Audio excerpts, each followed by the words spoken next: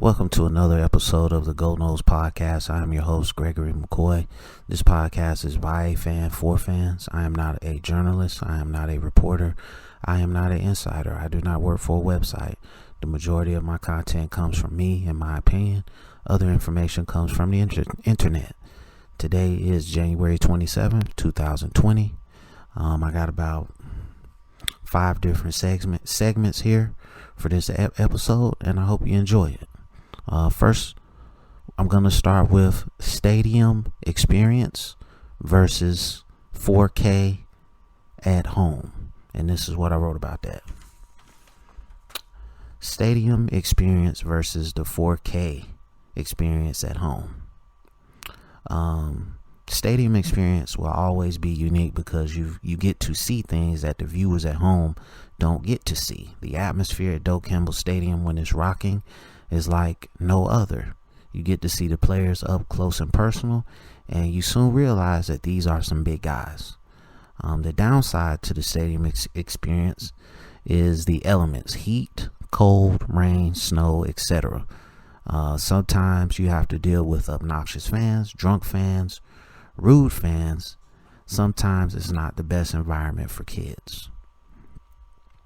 Watching the game at home in high definition, 1080p, 720p, 4K, whatever you have, is priceless. No lines for concessions, no travel, no rude or obnoxious fans. I'm sitting in my favorite chair. I'm comfortable. I got climate control in my home. I really don't see a downside to watching the game at home. With the advent of high definition, you can't have you can't have a more enjoyable time. To me, the winner is the high definition experience at home, or 4K experience at home. I just think, like I said in my little statement there, with the advent of high definition, and just, you can get a 70-inch flat screen now for $600. 4K, brilliant contrast ratio and colors and everything like that. I mean, is it really worth getting in your car, battling the elements, being around other people, and some people have manners, some people don't, and it's just very rude. People can be very rude and obnoxious when it comes to your experience on game day. So like I said, the winner here is 4K. Let me know what you think about that segment. Next up, Gavin didn't like the Taggart era. Is anyone surprised here? The truth always comes out, man. And this is what I wrote about that. Gavin, wide receiver, formerly of Florida State, did an interview after the East-West Shrine game about his time at Florida State under Willie Taggart. And to no one's surprise, he basically said if Taggart was the coach while at Florida State when he was coming out of high school, he probably would have not have come to Florida State. He said Taggart was more concerned with being a player's coach than being a disciplinarian, which would explain a lot of the stuff we saw on the field. I have to trust the player in this instance. Gavin doesn't seem like a guy who would just badmouth a coach just for fun. Willie Taggart came to Florida State and, basically messed up our streaks, the winning streak, the bowl streak, etc., etc. And I just, it was just a bad hire. And, sometimes you go through that as a program. But I just think when players start speaking out against you, it's a problem. So, hopefully Norvell can make us forget about the Willie Taggart era. I hope so. So let me know what you think about that segment. Moving on to the next segment, which is Mike Norvell's speech to the Florida State football players. Mike Norvell seems like a genuine guy. But the speech that he gave came off as a little staged to me. You know, when you're in front of cameras and you're all, you're going to give a more passionate speech. But I'm not saying the guy's disingenuous. I'm just saying that it just came off as a little staged to me. The Florida State football team must grind and improve in silence. I applaud the rah-rah stuff sometimes, but now isn't the time for that, in my opinion. Whooping this team into shape, into peak physical condition, should be the main objective now. Norvell should not have to motivate his players to do strength and conditioning. They should automatically want to get better. You save the rah-rah stuff for the big games. I have adopted this opinion based on being around the winningest coach in North Carolina, the winningest high school coach in North Carolina and South Carolina history. He never had to motivate players in the offseason to go hard in strength and conditioning. If you wanted to play, you automatically did that stuff. You have to want to be a champion. You have to want to be in the NFL. The fire comes within. Yeah, I mean, nobody can motivate you to want to be a great football player. It has to come from within. You have to want it more than anybody else on the field, on the planet. And, for the last 2 years, this team hasn't wanted it.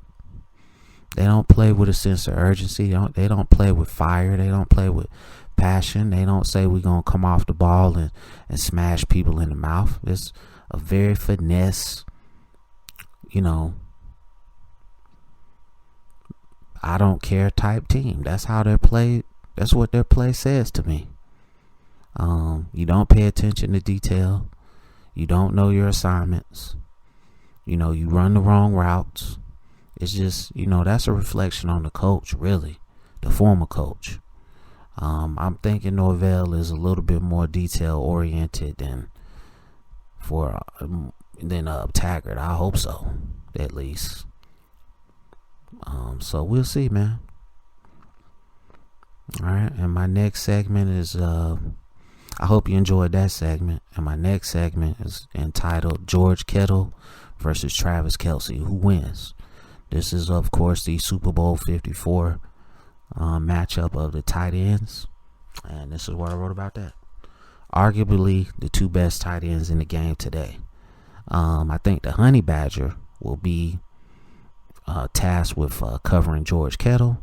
And Jaquiski Tartt will be the man checking Travis Kelce most of the game. Both defenses play a lot of zone, so they might not be in man-to-man that much, but usually the strong safety is the one who is tasked with covering the tight ends. I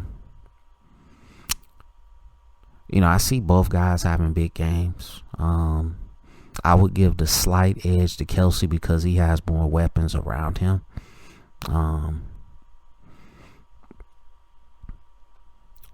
The San Francisco 49ers have faster linebackers than Kansas City Chiefs, so it might be a little harder for Kelce to have a humongous game. Fred Warner ran step for step with Jimmy Graham in the NFC Championship game. I think Jimmy Graham and Travis Kelce are basically one and the same in terms of speed.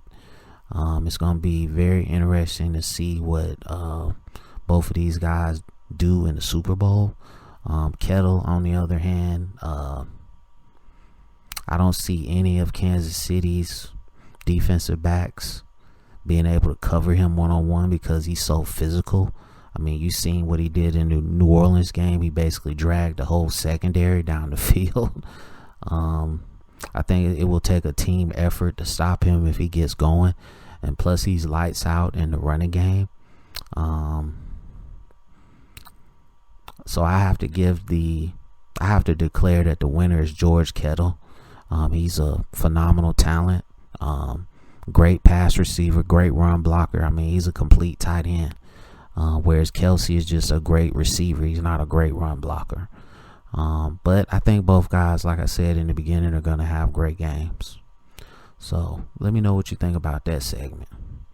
And my last and final segment is going to be the third edition of One-Liners. And I got some interesting stuff here. And I'm just going to read it off. Now, for those of you who don't know what One-Liners is, it's just random thoughts. It's usually just one sentence. And I just, whatever comes to my mind. It can be sports, entertainment, food, everything, anything.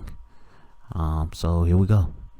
The San Francisco 49ers will defeat the Kansas City Chiefs 38-35 in Super Bowl 54. Zachary Evans, the number one running back in the nation, will choose Tennessee. James Blackman will be the 2020 opening starter at West Virginia. Malachi Wideman, the wide receiver, does not come to Florida State. Trey Young wins the NBA All-Star MVP. Taylor Hill from the WNBA is a beautiful woman. Floyd Mayweather stays retired forever, I hope. Khabib will destroy Conor McGregor in a rematch. Deontay Wilder is going to win his fight by knockout next month. Tom Brady goes to the LA Chargers. Marcus Mariota goes to the Patriots. Denny Hamlin wins the Daytona 500. Florida State basketball makes it to the Final Four. Florida State football finishes with a top 15 class for 2020. The Houston Astros should have been stripped of their World Series championship.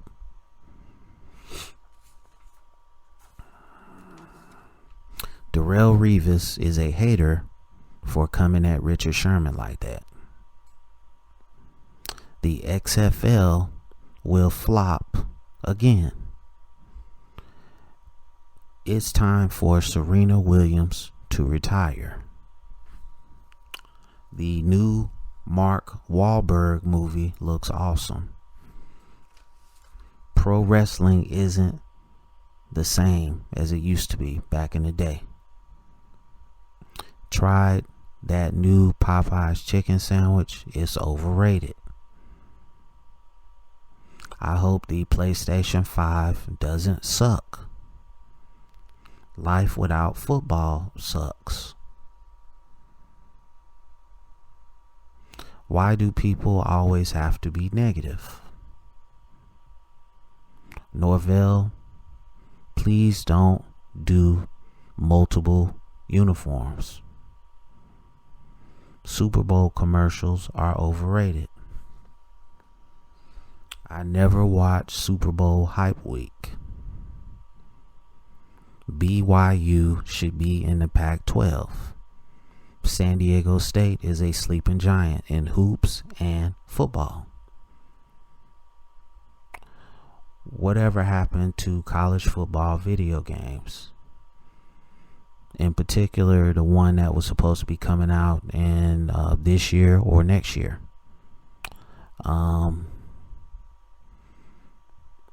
Deion Sanders is the greatest corner ever. He is better than Darrelle Revis.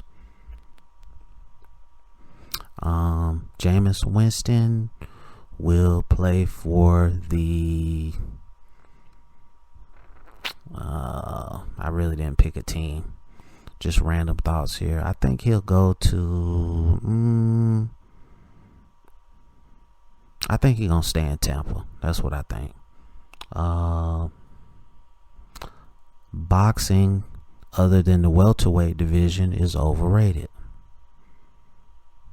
Anthony Joshua is scared of Deontay Wilder.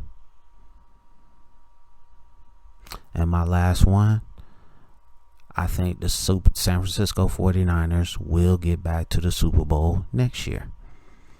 Alright, that's going to do it for this episode. I hope you enjoyed it. It's available on Apple Podcasts, Google Podcasts, and Spotify Podcasts. And if you're listening to this, also available on YouTube, And if you're listening to this on YouTube, please go down to the description, click on one of the links, rate, review, and subscribe. I do appreciate the loyal listeners who listen to this podcast every day. And as always, go Noles.